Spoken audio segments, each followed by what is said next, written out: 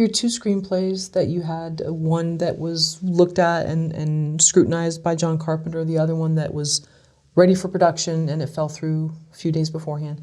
What did both those situations teach you about writing? They just taught you, they taught me to be just part of the process, because you start working with directors and producers and actors, and even though neither of those projects got made, you realize that like you're not an individual in this process. You have to be a team player. You have to work with all these different people that have their input, and maybe producer A has some good ideas and producer B has horrible ideas, but producer B might be giving you the money for the film. So it's like, how do you navigate those waters? So that was what I took out of those more than anything, is like, it's not, I don't get to do what I want, but I've got to try to navigate to a sense to where I can make it what I want or win some of the battles, but I'm not going to win them all.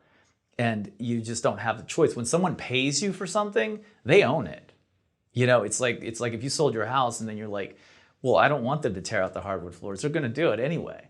So, a lot of it is doing that, is figuring out how to navigate those waters of to keep the integrity of your script and still get the movie made, because that's a very, delicate balance between the two.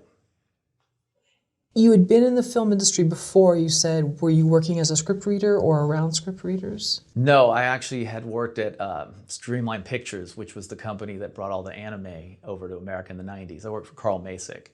And how I got that job was I got out of college, I played in a band, and the drummer had gotten a job there in marketing. And I was like, I need a job. So he goes, I'll get you one. So he got me a job there, and it was a really interesting environment because Streamline was did so many things. They produced films, they imported films, they created content. They were really ahead of the game in a lot of ways.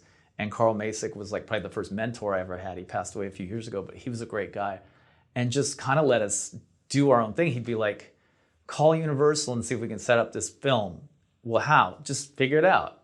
So you'd just be left to your own devices. So from that, working at that company, I learned a lot about films and the industry and the business part, which I think is still an advantage I have over a lot of other people in the film industry, is that I understand how the money works and where it flows back and forth, and what's the bottom line of making a film.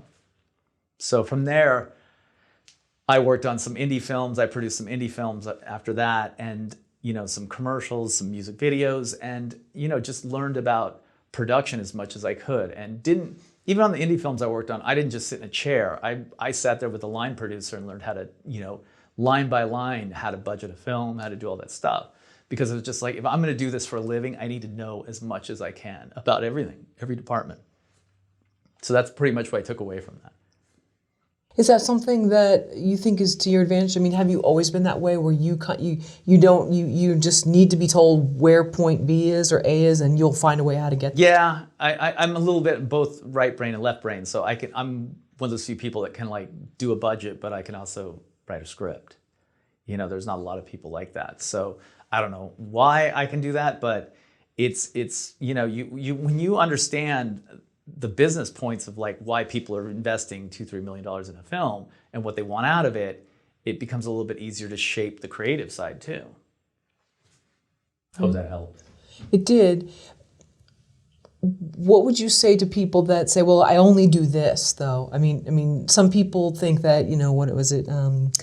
Jack of all trades, master of none. And yeah. they don't want to get in that situation. But then there's a real power in knowing how many different things work. Yeah, and here's the thing. This is what I always try to. The more you know about the film business, the better it's going to help you. You don't have to be an expert, but you have to kind of understand how things work. Because this is the one thing I always try to explain to people that want to get into screenwriting. They'll be like, "Hey, I wrote this script. It's my first script. I want to get it out to producers. I want to send it to people. I want to get it made." And they want someone who they don't know, who they've never made money for, to give them $2 million. Now, if you just take that aside and you think that you want to start a restaurant, but you've never worked one day in a restaurant, you've never even been in the kitchen of a restaurant, and you write a business plan for a restaurant, and you go to somebody who invests in restaurants and say, can I have $2 million for this restaurant? They're going to think you're crazy. But for some reason, screenwriters think, oh, I wrote the script, someone should give me $2 million. yet it's their first script, it's their first business plan. They haven't spent any time in the industry and think somebody's gonna write them a check for $2 million because it's that good.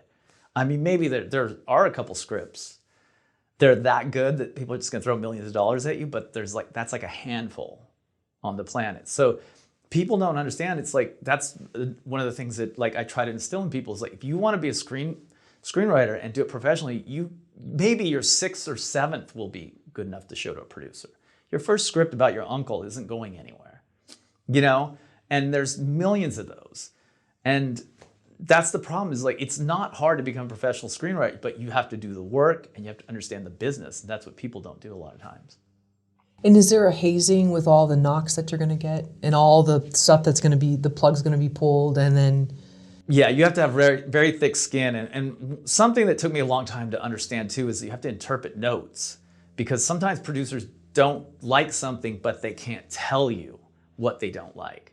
So if they say note A and it kind of doesn't make sense, you have to figure it out. You have no guideline, because I've worked with both kinds of producers, really fantastic A-list producers and other ones that are good at like putting a film together but can't articulate the creative side. So you have to figure out what they don't like, and that's your job. And you know, that sometimes is just alchemy. You're like, you got to get inside their head and understand why they don't like the first act. And when we hear about these wunderkind or whatever, that it's like their first thing and then it's picked up, and it's probably more so maybe in the past, I don't know. How much does that spoil us as writers or creatives, because we think, oh, I'm going to be the next one? Yeah, it does. I mean, it does, because those stories get told over and over, but they're so few and far between. I know a lot of filmmakers, I know a lot of directors, I know a lot of writers, and there's very few films that completely change your life. It's more like a stepping stone from this to this. Like, maybe you'll do this movie and then you'll get that one. You'll direct a bigger movie. You went from directing $1 million movie to $5 million to 30.